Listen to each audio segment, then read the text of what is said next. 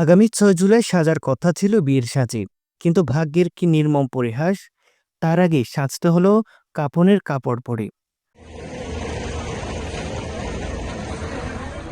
কক্সবাজার চট্টগ্রাম মহাসড়কে ভয়াবহ সড়ক দুর্ঘটনায় বিয়ের আগেই না ফেরা দেশে চলে গেলেন রিমঝিম বড়ুয়া। সোমবার ১৬ জুন সকাল ৮:৩০টার দিকে রামুর রশিদনগর ইউনিয়নের জেটি রাস্তা এলাকায় চট্টগ্রামগামী পূরবী পরিবহনের একটি বাস ও বিপরীতমুখী কাভার্ড ভ্যানের মুখোমুখি সংঘর্ষ হয়। সংঘর্ষের পর যাত্রীবাহী বাসটি নিয়ন্ত্রণ হারিয়ে গড়িয়ে পড়ে গভীর খাদে। ঘটনাস্থলে প্রাণ হারান রামুর রাজারকুল ইউনিয়নের পূর্ব রাজারকুল গ্রামের হিমাংশু বড়ুয়ার মেয়ে রিমঝিম বড়ুয়া। কক্সবাজার সদর উপজেলার পিএমখালী ইউনিয়নের খরুলিয়া দক্ষিণ পাতলি গ্রামের বাসিন্দা হাবিবুল্লাহ ও তার ছেলে রিয়াদ। হাবিবুল্লাহ যাচ্ছিলেন তার ছেলে রিয়াদকে চট্টগ্রামের একটি মাদ্রাসায় পৌঁছে দিতে।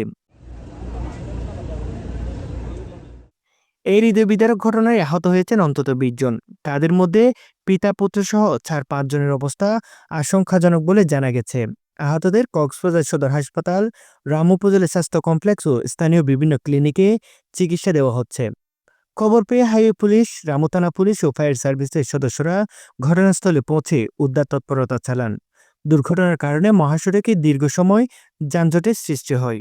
রামুতলাতলে হাইওয়ে পুলিশ ফাঁড়ির ইনচার্জ ওসি নাসিরুদ্দিন ৩ জনের মৃত্যুর বিষয়টি নিশ্চিত করেছেন। তিনি বলেন, আহতদের মধ্যে কয়েকজনের অবস্থা আশঙ্কাজনক। নিহতের মরদেহ ময়নাতদন্তের জন্য মর্গে পাঠানো হয়েছে এবং প্রয়োজনীয় আইনগত ব্যবস্থা নেওয়া হচ্ছে। প্রতিদিন প্রাণ কেড়ে নেওয়া এই মহাসড়ক যেন মৃত্যুর ফাঁদে পরিণত হয়েছে।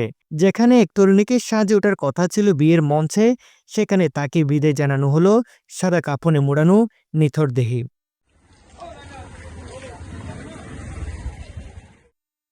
মোহাম্মদ আবদুল্লাহ, রামু খবর 24।